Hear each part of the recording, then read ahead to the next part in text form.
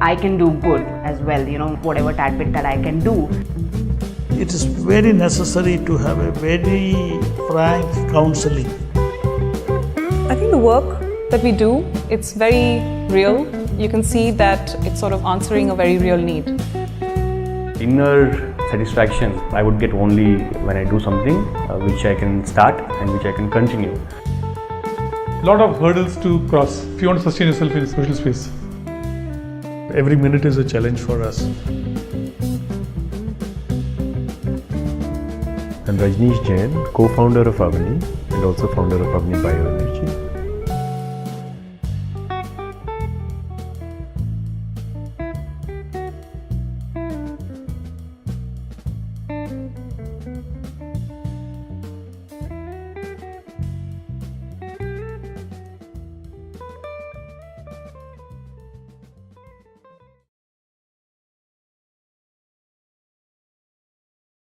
It's interesting, we started with a solar energy project and it's a very remote area. There was no grid connectivity when we shifted here. We realized that to be successful in bringing solar energy to the villages, we need to start training people from these villages who can actually do the installation, the maintenance, and even the fabrication of the solar systems. So we were looking for this kind of skills, but we picked up young people from the villages and trained them in all these skills.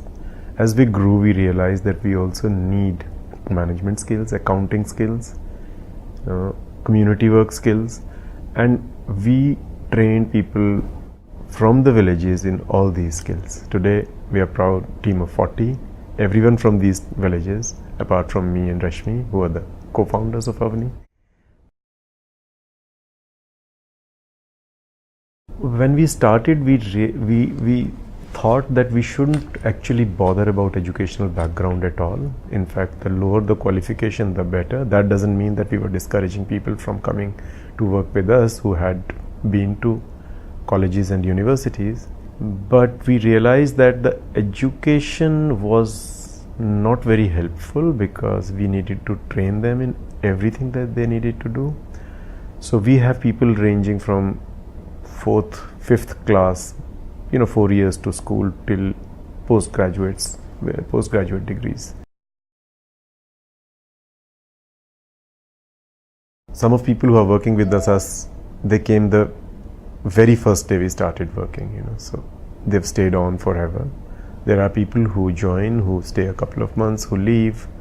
There are people who have stayed a couple of years and then left, but largely our team is pretty old, is almost as old and a few years down the line, a few years younger than the organization itself. Yeah.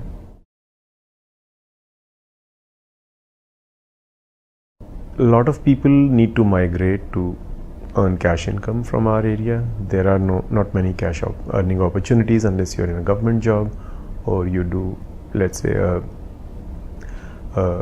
casual labor work.